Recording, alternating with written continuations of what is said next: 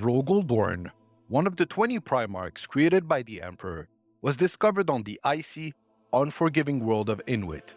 In the frozen depths of this desolate world, Dorn was raised by the ruling Ice Caste and quickly rose to prominence as a leader of his people. The values of Inuit shaped him. Discipline, survival, and endurance were paramount in a society where life was a constant struggle against the cold and scarcity. Even as a young man, Dorn stood out for his natural ability to command, his unflinching resolve, and his unwavering sense of duty. Inuit had long been a hub of stoic resilience, and under Dorn's leadership, its people flourished. Dorn's upbringing was not one filled with wealth or comfort. Instead, he thrived in the harsh conditions of his homeworld. His connection to the people of Inuit was one of mutual respect. He was their warlord, the unbending protector of his clan, ruling over not just Inuit, but the broader Inuit cluster with a steady hand. The most significant artifact from his early life was the Phalanx, a colossal derelict ship that Dorn found drifting in the Inuit cluster. This ancient vessel dated back to the Dark Age of technology, and its true origins remained a mystery. Dorn, recognizing its potential, took the Phalanx as his own and restored it over the years with the help of the Inuit clans. When the Emperor's fleet finally arrived to claim his long-lost son, Dorn met his father aboard the Phalanx, a single ship against the massive Imperial armada. The Emperor was deeply impressed not only by Dorn's resolve, but the loyalty and devotion of his people. Dorn did not join the Emperor out of mere obligation. He believed in the Emperor's vision for humanity. His sense of duty and honor drove him to align with the Imperium, ready to serve the greater good.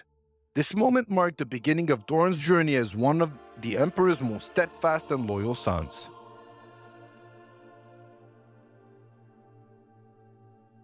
Dorn's role in the Great Crusade was central, leading the 7th Legion, the Imperial Fists, to victory after victory.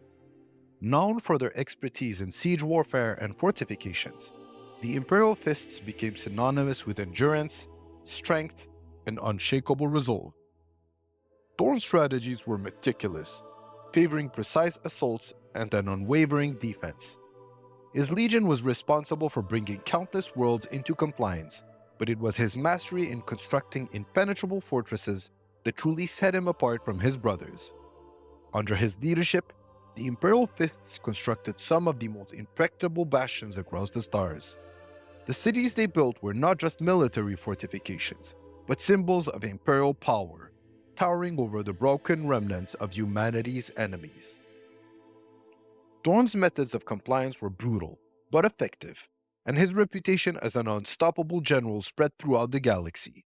He was relentless, always focused on ensuring the safety and security of the Imperium. One of Dorn's most famous victories was the pacification of the Northern Cluster, a campaign that showcased his adaptability. Faced with entrenched enemies fortified on hostile worlds, Dorn's strategies involved both brilliant offensive and near-perfect defensive operations. His keen understanding of fortification led to rapid victory, as he dismantled enemy strongholds with precision. However, Dorn's true strength lay not in offense, but in defense, a talent that would come to define his later role in the heresy. The Great Crusade was not without internal tensions, and Dorn's rivalry with Perturabo of the Iron Warriors would fester over the years. Both were masters of fortification, but where Dorn was proud and disciplined, Perturabo felt underappreciated and bitter. This rivalry would come to a head during the Horus Heresy, with tragic consequences for both legions. When the Horus Heresy began, Dorn's loyalty to the Emperor was absolute. Unlike many of his brothers, he never wavered, remaining true to the ideals of the Imperium even as the galaxy erupted into chaos. Horus's betrayal was a deeply personal blow to Dorn, who struggled to comprehend how the favorite son of the Emperor could turn against the very ideals they had fought for. His task became clear: defend Terra, the heart of the Imperium, at all costs. As War Master Horus advanced on Terra, Dorn was appointed as the Praetorian, responsible for the defense of the Imperial Palace. He transformed the once beautiful palace into a fortress, layering it with defensive emplacements, void shields, and weaponry to withstand the impending siege. In this, he found no joy, for the transformation of the Emperor's palace into a war machine weighed heavily on him. Yet, Dorn knew it was a necessary evil, for he understood that Terra would be the ultimate target of Horus's rebellion. Throughout the heresy, Dorn remained the Emperor's most steadfast and trusted son. His meticulous preparations and strategic brilliance were critical in holding the line against Horus's traitor forces. But even as the galaxy burned, Dorn's faith in the Emperor never faltered. He saw the heresy not only as a test of loyalty, but also as a war for the very soul of mankind. His clashes with Horus's forces were brutal and unrelenting.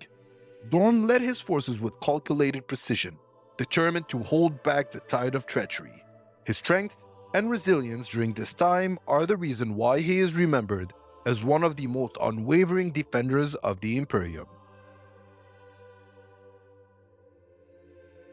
As the walls of the Imperial Palace strained under the assault, Rogal Dorn's preparations were tested to their limits.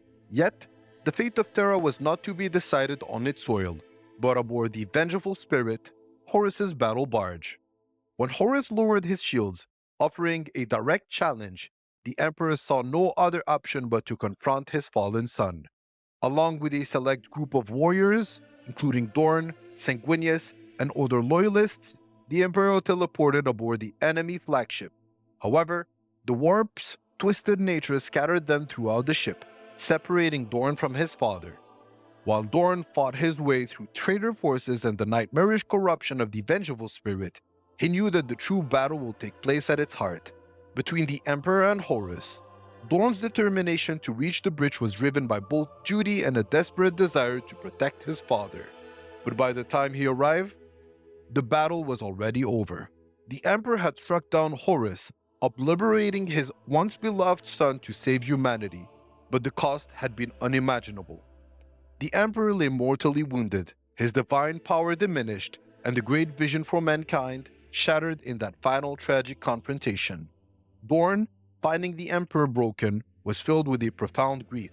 The man he had sworn to protect had suffered a fate worse than death, entombed upon the Golden Throne. The failure to prevent this haunted Dorn deeply. The battle had been won, but the Imperium would never be the same. From that moment, Dorn's mission changed from defending the Emperor's vision, preserving what remained of it in a broken galaxy. Following the Horus heresy and the Emperor's enthronement on the Golden Throne, Rogal Dorn found himself opposing Roboute Guilliman's Codex Astartes. Guilliman proposed splitting the legions into smaller chapters to prevent future large-scale rebellions, but Dorn believed this would weaken the Imperium at its most vulnerable. He viewed the strength of a unified legion as critical to maintaining order and saw Guilliman's plan as a direct threat to that stability. Dorn's defiance was tested during the Iron Cage incident, where the Imperial fists clashed with the Iron Warriors. Perturabu's trap led to one of the deadliest battles between the two legions, nearly destroying the Imperial fists. The brutal confrontation forced Dorn to confront the consequences of his resistance, as his legion suffered immense losses. Faced with near annihilation, he realized the old ways could no longer sustain the Imperium's survival. Reluctantly, after the Iron Cage, Dorn accepted the Codex Astartes, not out of agreement with Guilliman, but out of necessity. The Imperial fists were divided, creating successor chapters to preserve their strength. Though it pained him, Dorn knew the Imperium needed a new structure to endure the challenges ahead. He remained as devoted as ever, committed to preserving the Emperor's vision, even in a fractured galaxy. Aftermath of the Horus heresy, Rogal Dorn took on the burden of rebuilding the Imperium over multiple centuries.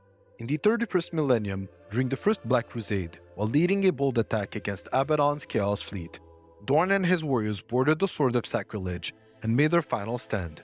None survived, and only Dorn's skeletal hand was recovered, now preserved as the holiest relic of the Imperial fists. Though presumed dead, Dorn's true fate remains uncertain. His hand, enshrined aboard the phalanx, serves as a symbol of duty and sacrilege, inspiring the Imperial fists to uphold his legacy.